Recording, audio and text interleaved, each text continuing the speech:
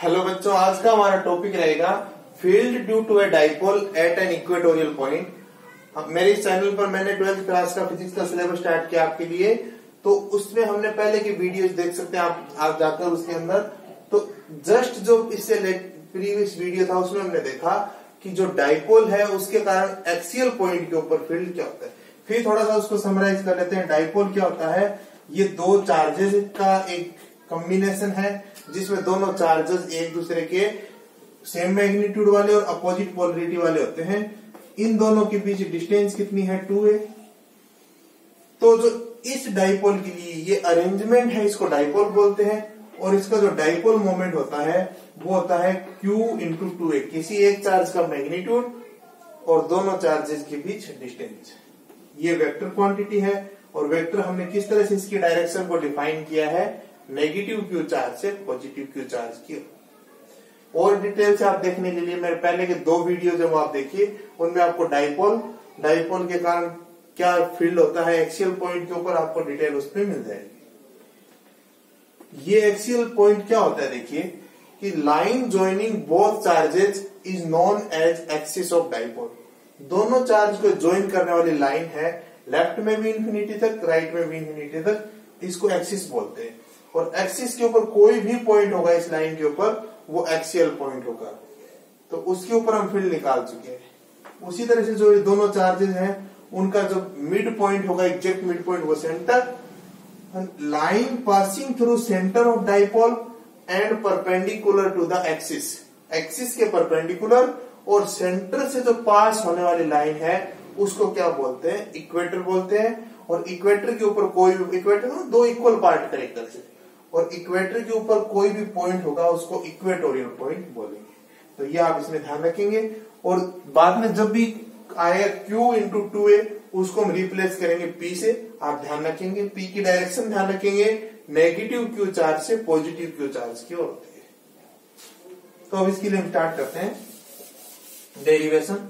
तो ये देखिए, देखो हमारे पास ये हमारे पास है एक डाइपोल,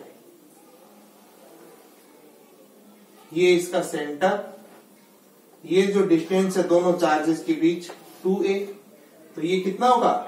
a, और ये भी कितनी होगी? a। हमें क्या करना है?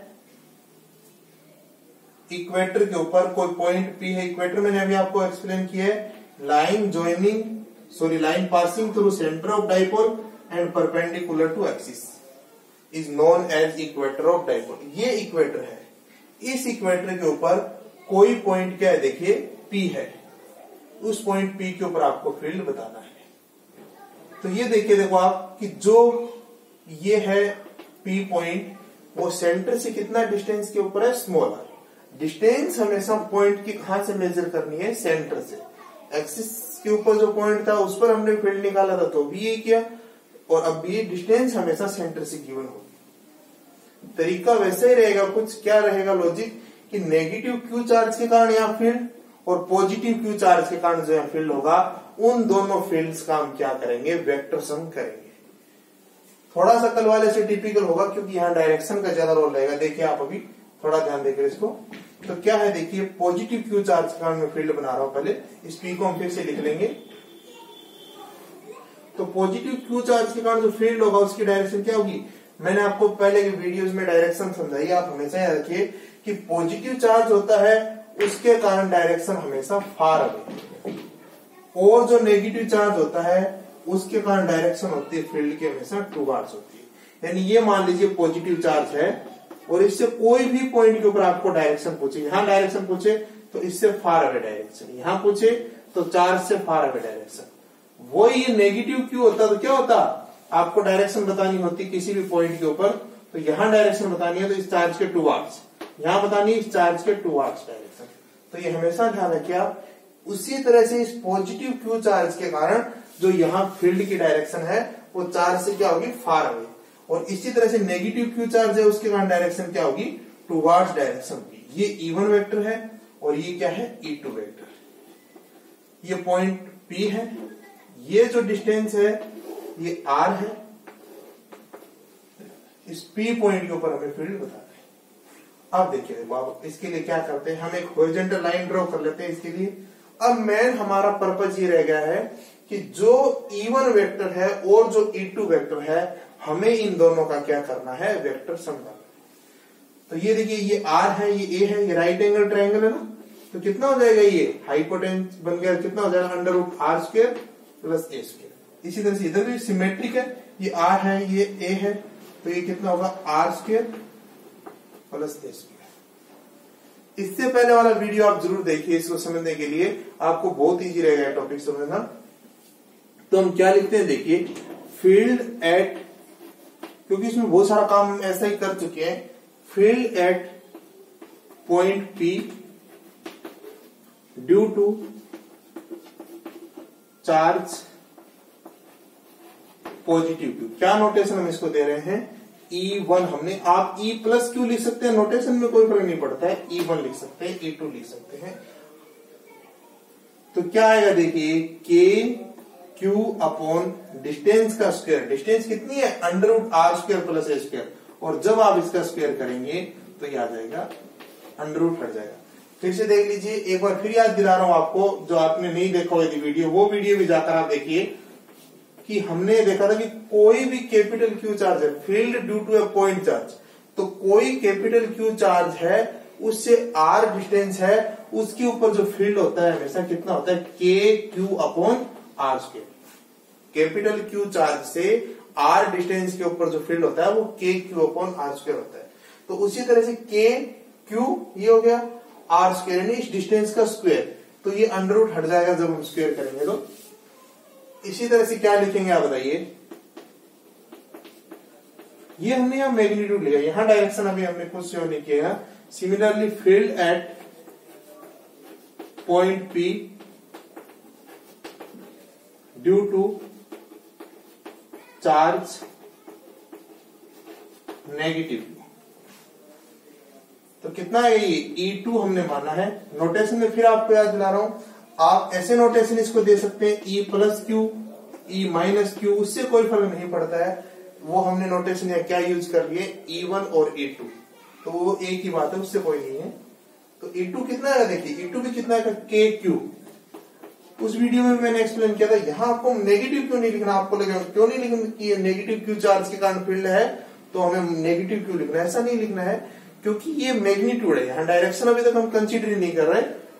तो KQ अपॉन डिस्टेंस वही √R² प्लस A², और डिस्टेंस का जब हम होल स्क्वायर करेंगे तो √ कैंसिल आउट हो जाएगा। फिर आप यहां से देख सकते हो क्या आएगा, देखिए,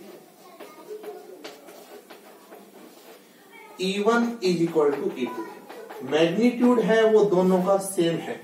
जो वेक्टर फॉर्म में एक E1 वेक्टर इधर है, एक E2 वेक्टर इधर है, ये क्यों है, क्योंकि मैग्नीट्यूड तो सेम है लेकिन डायरेक्शन दोनों डिफरेंट है। तो वेक्टर फॉर्म में निश्चित रूप से दोनों डिफरेंट है, लेकिन मैग्नीट्यूड के फॉर्म में सेम है। वैसे भी आप समझ सकते हो सेम होना चाहिए, क्योंकि जो P पॉइंट है वो प्लस Q चार्ज के लिए और नेगेटिव Q चार्ज के लिए सिमेट्रिक पॉइंट है, इक्वेटर के ऊपर है ना, दोनों से इक्वल डिस्टेंस के ऊपर है, तो जो फील्ड है उसका मैग्नीट्यूड क्या होगा, सेम होगा, क्योंकि मैग्नीट्यूड में प्लस Q माइनस Q का तो फर्क नहीं पड़ता, K ही रहेगा और डिस्टेंस सेम है, तो तीनों चीजें सेम होने के कारण, यानी K, Q और ये R² प्लस A² सारा सेम होने के कारण फील्ड उसका मैग्नीट्यूड सेम होगा, यह आप ध्यान रखें। अब हम इनका वेक्टर सम करते हैं, देखिए, तो हम एक ये हॉरिजॉन्टल लाइन ड्रॉ करते हैं यहाँ पे से। अब देखिए, क्यों ये जो दो वेक्टर है, ये फिर कंसिडर कीजिए आप, इन दोनों वेक्टर्स का आपको क्या करना है, वेक्टर सम आपको करना है। ये इन दोनों का वेक्टर सम कहीं इनके बीच में आएगा, जिस तरह से आपने पैरेललोग्राम लॉ में पढ़ा है कि एक P वेक्टर हो, एक Q वेक्टर हो, तो ये इस तरह से इनका रिजल्टेंट R वेक्टर दिया जाता है, ये इस तरह से आपने पढ़ा है। तो बिल्कुल उसी तरह से हम यहां कर रहे हैं, फिर से देख लीजिए, एक ये E1 वेक्टर है, एक ये E2 वेक्टर है, ये इन दोनों का रिजल्टेंट है, और इस रिजल्टेंट को मैं क्या नाम दे रहा हूं, EQ वेक्टर। EQ लिखा है मैंने इक्वेटोरियल, यानी field at an equatorial point. अब देखिए, मैं किसी एक एंगल को, जैसे यहां से स्टार्ट करें, मैं इसको कितना मान लेता हूं, थीटा। ये सारा काम हम कर रहे हैं मैथमेटिकल पोर्शन को इजी बनाने के लिए, तो सिमेट्री से ये क्या होगा, देखिए ये ए है, ये आर है, ये √r² + a² है, बिल्कुल सिमिलर ट्राइंगल है इधर भी, तो ये थीटा है, तो ये एंगल भी कितना होगा, थीटा, क्योंकि इसमें भी ये ए है, ये आर तो कॉमन है, ये भी √r² + a²। अब ये एंगल थीटा होगा तो ये एंगल कितना होगा, देखिए यहां से आप देखिए, इस पर कंसिडर कीजिए, क्या बन रहा है, ये अल्टरनेटिंग एंगल, तो ये भी क्या होगा, थीटा। इसी तरह से आप इसको कवर करके सोचिए, ये लाइन है जा रही है, और ये मतलब लाइन, इनको ऑब्लिक लाइन है ये और ये दोनों क्या है, ये लाइन और ये क्या ऐसी लाइन है, पैरेलल लाइन, ये इनके लिए ऑब्लिक लाइन है, तो ये कैसा एंगल हो गया, ये एंगल और ये एंगल कौन सा एंगल बनेगा, ये दोनों एंगल एक दूसरे के लिए क्या होंगे, कॉरेस्पॉन्डिंग एंगल होंगे, ये दोनों एंगल एक दूसरे के सेम होंगे। फिर सुन लीजिए, ये और ये एंगल सेम है, एक हमने कहां से स्टार्ट की, फिर याद दिला रहा हूं, कोई एक एंगल ये थीटा मान लिया, ये थीटा है, तो सिमेट्री से ये भी थीटा होगा, ये अल्टरनेटिंग एंगल बन रहे हैं तो थीटा होगा, ये एंगल इसके कॉरेस्पॉन्डिंग एंगल है तो थीटा होगा। अब आप इधर कंसिडर कीजिए, अब हमारे पास जो E1 वेक्टर था उसके हम कंपोनेंट बनाते हैं, तो जो E1 वेक्टर है उसका इधर क्या कंपोनेंट आएगा, जिधर देखिए आपको फिर याद दिला रहा हूं एक बात, जैसे मान लीजिए ये आपके पास कोई ए वेक्टर है और इधर एंगल बन रहा हो मान लीजिए थीटा, तो ये कितना इसका कंपोनेंट आएगा, ए कोस थीटा, और इधर कितना कंपोनेंट आता है, ए साइन थीटा। केवल याद दिलाने के लिए, आपको नहीं आता तो ए वेक्टर है, जिधर एंगल बनता है ए कोस थीटा, और जिधर एंगल नहीं बनता है उधर ए साइन थीटा। तो उसी तरह से जो यहाँ E1 वेक्टर है, इसका इस डायरेक्शन में क्या कंपोनेंट होगा, यहां से देखिए इधर एंगल नहीं बना है ना, E1 साइन थीटा, और इसी तरह से यहां क्या कंपोनेंट होगा, यहां जो कंपोनेंट होगा, मैं कोई भी चीज मिटा देता हूं, यदि आपको उसको फिर से देखना, वीडियो को पॉज करके आप देख सकते हैं उसको। ये E1 है, E1 साइन थीटा होगा यहां से, और ये E1 कोस थीटा होगा, क्योंकि इधर एंगल बन रहा है। इसी तरह से आप E2 के लिए देखिए, E2 के लिए ये कितना बनेगा, E2 कोस थीटा, और ये कंपोनेंट इधर कितना बनेगा, E2 साइन थीटा। तो देखिए E1 वेक्टर को हमने कंपोनेंट में डिवाइड कर दिया, E1 कोस थीटा और E1 साइन थीटा। इसी तरह से E2 के लिए E2 कोस थीटा और E2 साइन थीटा। तो अब आप देख सकते हो E1 साइन थीटा और E2 साइन थीटा दोनों एक दूसरे के इक्वल एंड अपोजिट है, क्योंकि साइन थीटा सेम है और E1 और E2 यहां से सेम है, तो ये दोनों कंपोनेंट एक दूसरे को कैंसिल आउट कर लेते हैं।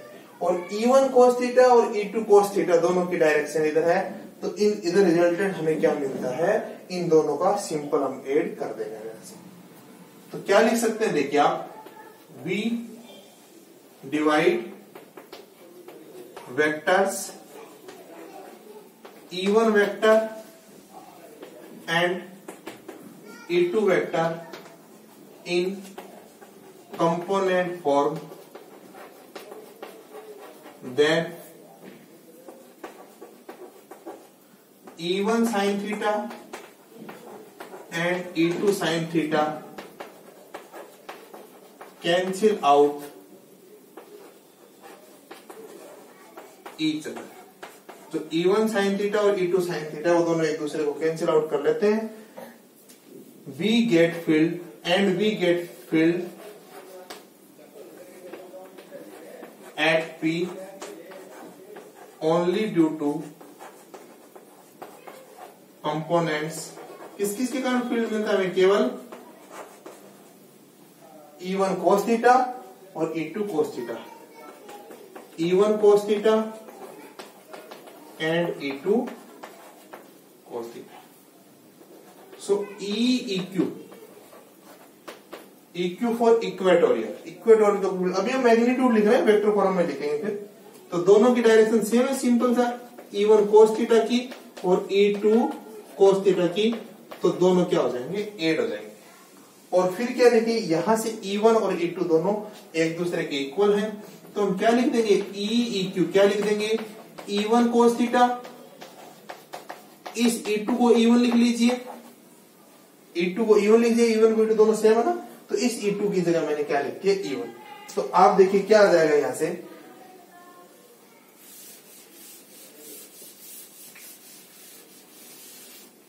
क्या आ जाएगा, देखिए आप यहां से EEQ जो है वो आपको मिलेगा 2E1 cos थीटा, यह आ जाएगी इक्वेशन नंबर आपके पास 4। तो बिल्कुल सिंपल सा क्या है, पहले आप फिर से समराइज कर लीजिए। पॉजिटिव क्यू चार्ज और नेगेटिव क्यू चार्ज का फील्ड निकाला। फील्ड निकालने से हमें दो वेक्टर मिले, E1 वेक्टर, E2 वेक्टर। उन दोनों को हमने कंपोनेंट की फॉर्म में लिख दिया। ये दोनों कंपोनेंट एक दूसरे को कैंसिल आउट कर देंगे और आपको जो फील्ड मिलेगा केवल इन कोस थीटा वाले कंपोनेंट्स के कारण ही मिलेगा। और यहां से E1 और E2 इक्वल है, तो यहां तक आप ये पहुंच जाते हैं। अब देखिए, चाहे आप ये ट्राइंगल यूज कीजिए, चाहे कोस थीटा, क्या होगा देखिए, कोस थीटा हमेशा होता है बेस अपॉन हाइपोटेन्यूस। तो बेस कितना है, ये देखिए ट्राइंगल, दोनों ट्राइंगल एक दूसरे के सिमिलर है, तो ये ए और ये अंडर रूट यानी कितना होगा, a upon under root r square plus a square. ये आ जाएगी इक्वेशन नंबर 5 जो कोस थीटा का होगा। अब हम कोस थीटा की वैल्यू यहां पुट कर देते हैं, E1 की वैल्यू ये पुट कर देते हैं। तो इक्वेशन 4, 5 और 1 को यूज करते हैं। 1 को मैं मिटा रहा हूं, आप देखिए, बाई इक्वेशंस 1, 4 एंड 5। EEQ कितना आएगा देखिए, 2E1 की वैल्यू आप देख सकते हैं वापिस इक्वेशन 1 में जाकर, कितनी आएगी, KQ upon r square plus a square. और कोस थीटा की वैल्यू कितनी आएगी, a upon under root r square plus a square. तो यहां से आप देखिए, देखो क्या फॉर्मूला EEQ का बनेगा, K Q इंटू 2A। मैंने आपको इस वीडियो के स्टार्ट में बताया था और एक्सियल पॉइंट वाले में हमने यूज किया था।